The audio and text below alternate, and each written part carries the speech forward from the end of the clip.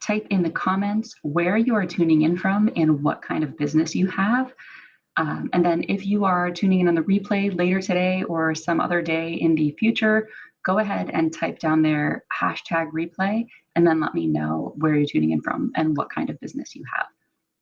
We do this for a couple reasons. Number one, I want to get to know you, right? If you're here joining me for these lives, I don't want you to just be a tiny little Facebook icon. I want to know who you are. I want to know what you do. And then secondly, when there is engagement, comments, reactions, etc., on posts or videos, it lets the Facebook algorithm know that that post or video is valuable so that it should be shown to more people. So let's support our fellow small business owners and make sure that they can get the information they need to grow their businesses. Okay, so today I want to talk to you about, let me just add my slides in here if I can find them. Here we go. Okay, I want to talk to you a little bit about the 5 financial pillars to implement before you scale your holistic practice. Okay, if you don't know me yet, welcome. I am Ari Wheeler, the CEO and head profit strategist at Some Lady Financial LLC, where I specialize in helping holistic pregnancy and postpartum professionals increase their profits and their impact using my SERVE protocol. We're just going to cut straight to the chase today and go ahead and dive right into the training. So we've got, first up, pillar number 1, okay? Pillar number 1 is simply to keep your books up to date, okay? As a 6 or 7 figure practice owner, keeping your bookkeeping up to date should be a no-brainer, right? You're gonna wanna make sure that you have a professional who is keeping your books complete, correct, and compliant, okay? This is like the bare minimum, right? The foundation, the anchor for the rest of these pillars. So definitely make sure that you have somebody taking care of your books for you, okay? Pillar number 2 is you need to make sure that you are analyzing your financial reports regularly, okay? I recommend that you do this at least quarterly, if not monthly. And what's important to note here is that the true value of having that correct, complete, and compliant bookkeeping is that then that data can spit out these reports, and then you can use the data in these reports to make data-driven decisions to grow your practice, right?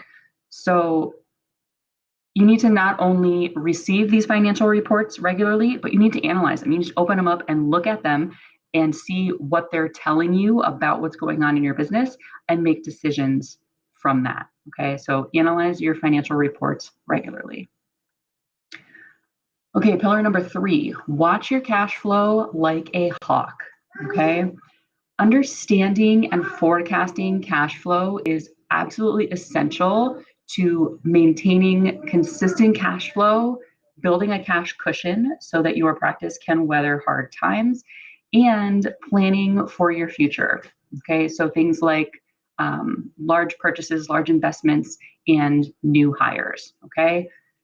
This is like, I can't even tell you how crucial this is as you go to grow and scale your practice. Cash flow is absolutely the lifeblood of your business, okay? So watch your cash flow like a hawk. All right, pillar number 4, track your KPIs, okay? If you're not familiar with what a KPI is, it's a key performance indicator. And these are metrics that either drive the success of your practice or are indicative of the overall health of your practice. Now, I personally recommend that you track your top 4 to 6 KPIs. There are like 5 billion KPIs that you could possibly track, but that gets overwhelming and then you're not going to take action on any of them, right? So choose your top 4 to 6 that you're going to track on a regular basis.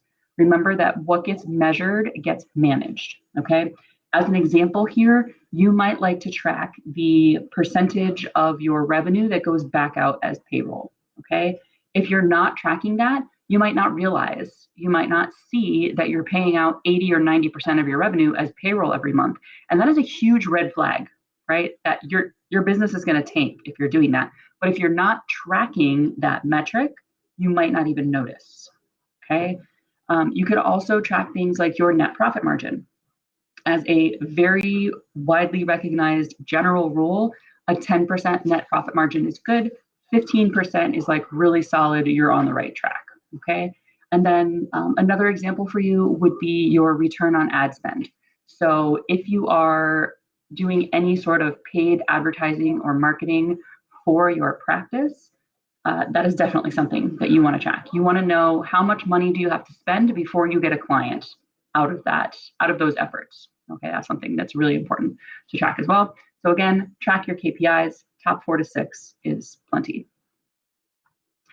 And then finally, pillar number 5, tell your money where to go so you don't have to wonder where it went.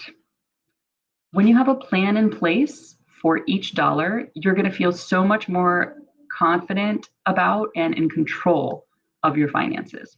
Okay, you need to have a plan for how much money is going to owner's pay, how much money is getting set aside for profits, for that cash cushion and reinvesting in your business, how much money is getting allocated towards your operating expenses, how much money is getting allocated towards your tax obligations. Okay, it's really important to know those things because it's too easy to lose track of things if you're not giving every dollar a job, right?